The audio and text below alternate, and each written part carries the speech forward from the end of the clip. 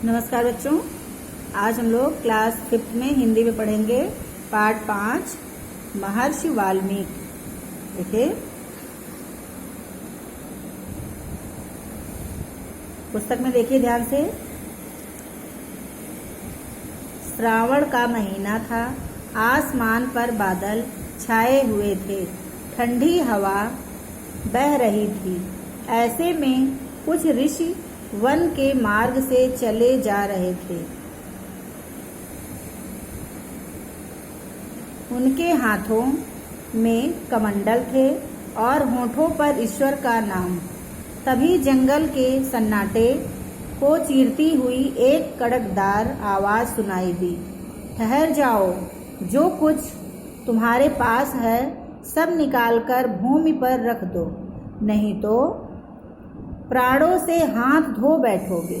ऋषियों ने सामने देखा तो एक भयंकर आकृति वाला पुरुष हाथ में नंगी तलवार लिए खड़ा था। एक ऋषि ने शांत स्वर में कहा, हमारे पास जो कुछ है वह तुम लेना चाहते हो तो ले लो, परंतु पहले एक बात बताओ, तुम यह लूटपाट और हिंसा का पाप कर्म क्यों करते हो? वह व्यक्ति कुख्यात दस्यु रत्नाकर था। ऋषि की बात सुनकर वह बोला, मैं अपने परिवार के भरण पोषण के लिए यह कार्य करता हूँ। अब तुम्हारी कुशल इसी में है कि तुरंत सारा सामान मुझे दे दो। दूसरे ऋषि ने कहा, सामान तो ईश्वर का ही है, तुममें भी वही ईश्वर है, यह सब तुम ले लो, परंतु अपने परिवार के जिन सदस्यों के लिए तुम यह दुष्कर्म करते हो, एक बार उनसे पूछ तो लो कि क्या वे भी तुम्हारे इस पाप कर्म के भागी बनेंगे।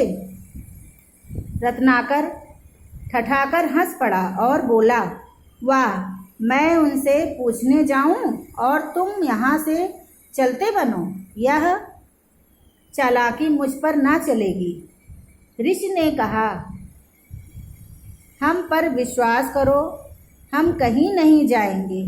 विश्वास ना हो तो हमें इस वृक्ष से बांधकर यह बात अपने घर के लोगों से पूछ कर आओ।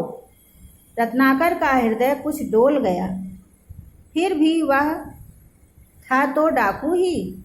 उसने एक मजबूत रस्सी से सभी ऋषियों को एक वृक्ष से बांध दिया।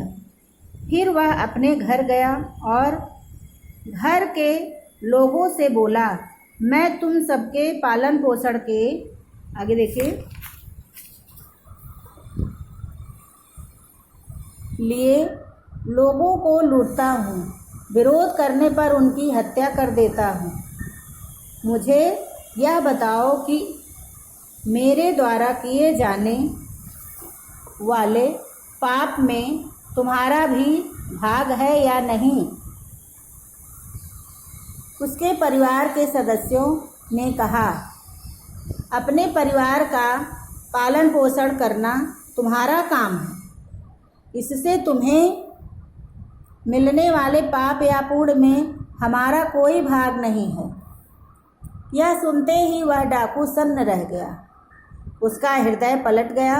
वह दौड़ा दौड़ा उन ऋषियों के पास आया, उनको बंधन मुक्त करके उनके चरणों में गिर पड़ा, बोला, मैं पापी हूँ, मेरी रक्षा कीजिए।